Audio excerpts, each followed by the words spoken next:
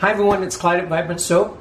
Now I have the luxury of making a lot of soap on video, so if I forget how to make something and I want to get pretty close to the way I made it before, I can just look at my videos. But what happens if you're making something for the first time and you really want to be careful and you want something to look back on, to make the same colors, to make basically the same pour?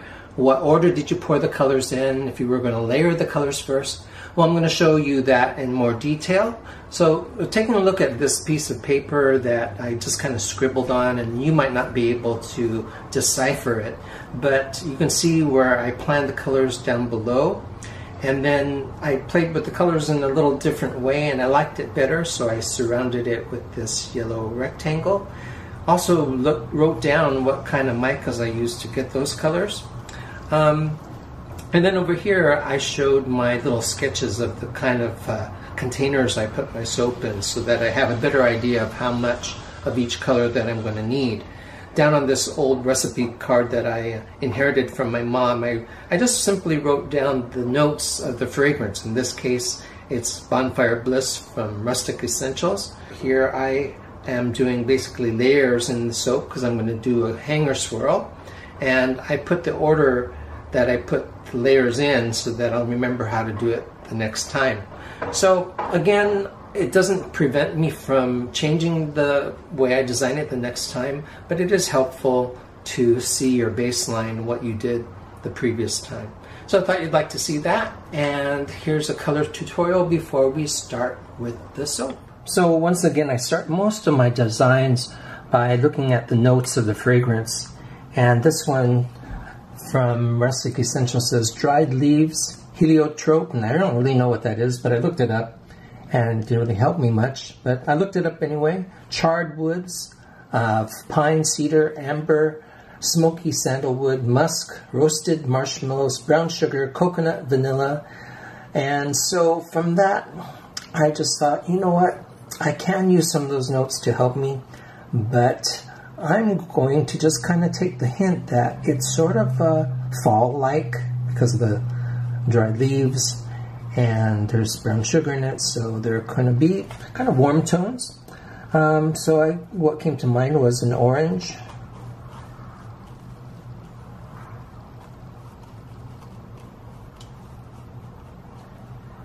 And because of the charred wood, I really wanted to make sure that I'm going to use some activated charcoal for some black. And I'll probably not put much in there, so it'll probably be some sort of a gray. Same idea of the charred woods.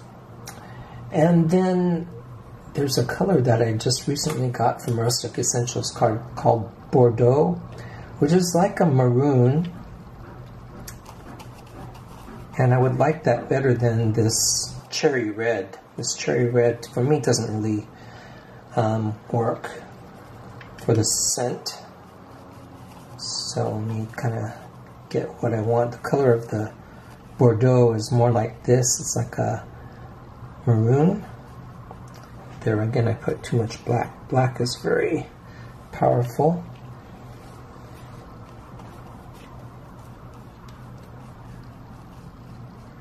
But that's pretty close. That really looks pretty much like this Bordeaux mica. And then some yellow. A little brighter yellow than I usually use. And lastly, because of the marshmallow, I'm going to use white. So don't you know, I am looking up Bonfire Bliss, and I tune in. This is a shout out to my friend Kenny at Royal Appleberry, and she did a soap called Bonfire Bliss using the same fragrance, and her color is almost exactly the same. So I thought, you know, great minds think alike, and we both decided to use a hanger swirl because of the jaggedness, vertical jaggedness of that really conjures the idea of fire for this Bonfire Bliss. So Shout out to you, Kenny. We did the same kinds of things. And yet, our takes on it led us in slightly different directions, so our soap does look different. And, well, I'll let you see for yourself. Let's get started with the soaping. Okay, I just brought my batter up to emulsification. Get my colors going. Just a little bit of black. This is a Bordeaux mica, beautiful color. Some yellow.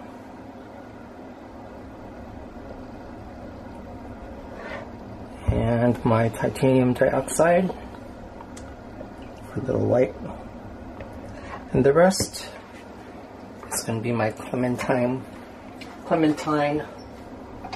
orange from Rustic Escentuals, as well as this fragrance is also from Rustic Escentuals called Bonfire Bliss. And my idea is to make it look like flames. Add my fragrance as I blend it.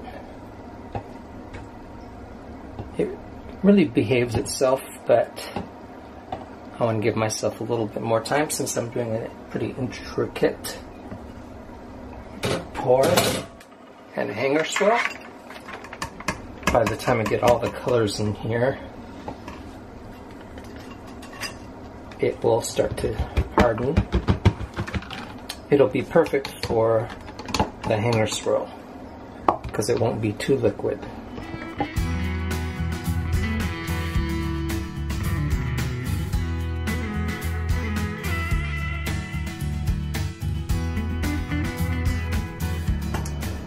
Okay, start off by getting most of the orange in there. I think I'm going to pour in about 3/4 of this orange.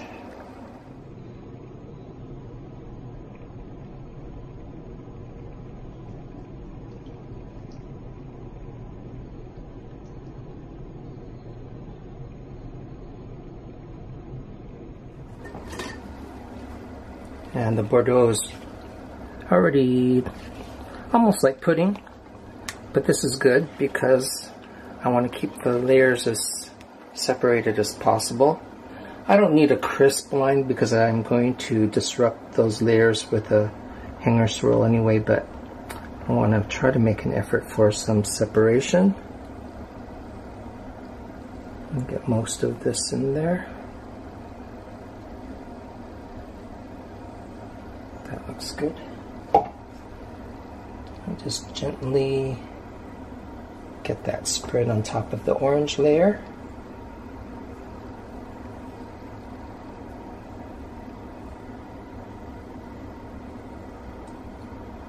I always thought you should worry about getting some of that bottom layer mixed with the next layer, but when I slice the soap, I never notice that at all. So it's one thing to be careful, especially the first time, but after a while you learn what you can get away with design-wise. If you look at the flame of a fire, it's not so neat and tidy anyway. It's pretty chaotic, but it's beautiful. Okay, my next color is yellow. Looks like mustard, but it does fade a little bit.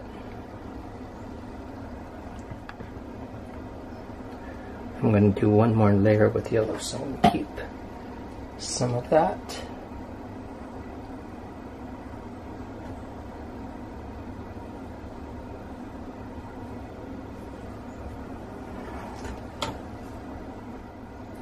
This is basic yellow mica from Rustic Escentuals. And then my white layer with titanium dioxide.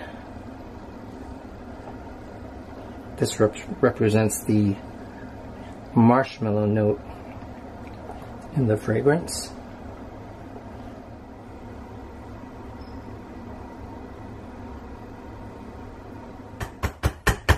So this gets any bubbles out, or as many bubbles out as I can, and also flattens the level. Now my activated charcoal level, which turns it to a gray. I used just a little bit of activated charcoal. Sometimes in designs that black is just too strong looking and distracting, so I'm just using it to make a nice dark gray.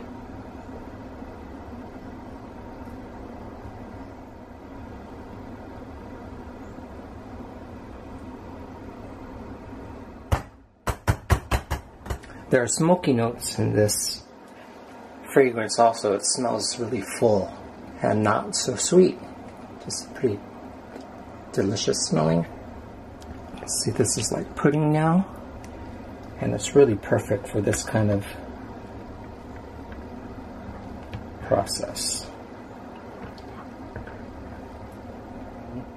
And the reason for using the spatula to put this in is just to keep it from sinking into the layer down below as much as possible.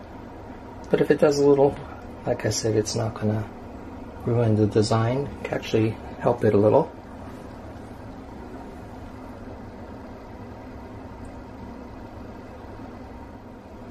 And now I'm going to put my scrapings in the top.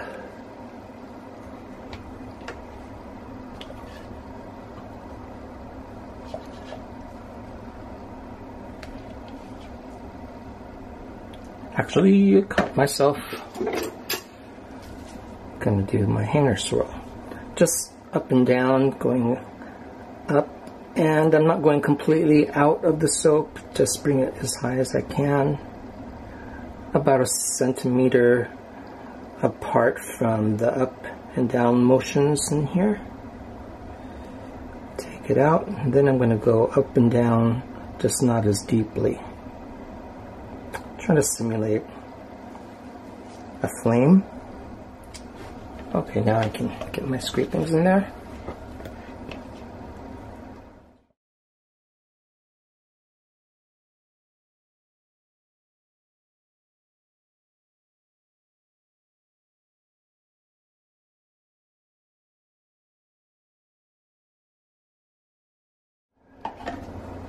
You can see why I retained some of the yellow.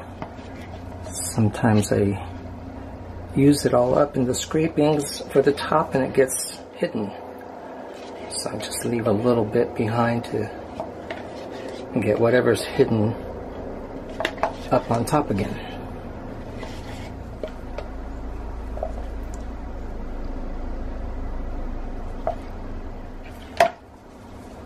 Okay, I don't really want high peaks on this, even though there is a flame sort of theme here. I just want to kind of blend these on the top without over mixing. And the reason is I don't really want the height involved with the high peaks. I just want it as flat as possible.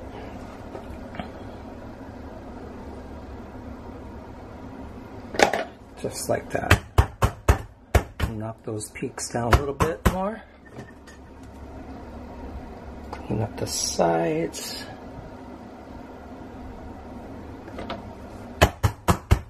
And there we go. I'll bring you back for the cut.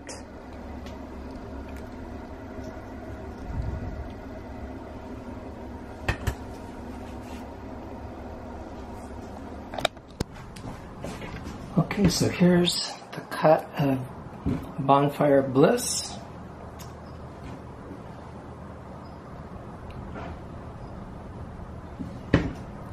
And this is an order of sample sizes, so I'm cutting them a little more thin. You'll still get the idea. Thank you everyone for helping me grow that Instagram page too. That again is where I show everything that I'm looking at. I always have my camera with me, looking for color inspiration. And I never know when I'm going to be able to dig into that file of photos for a memory of something visual for my soap making or painting. Alright, so Bye everybody, and we'll see you soon for the next video. Thank you.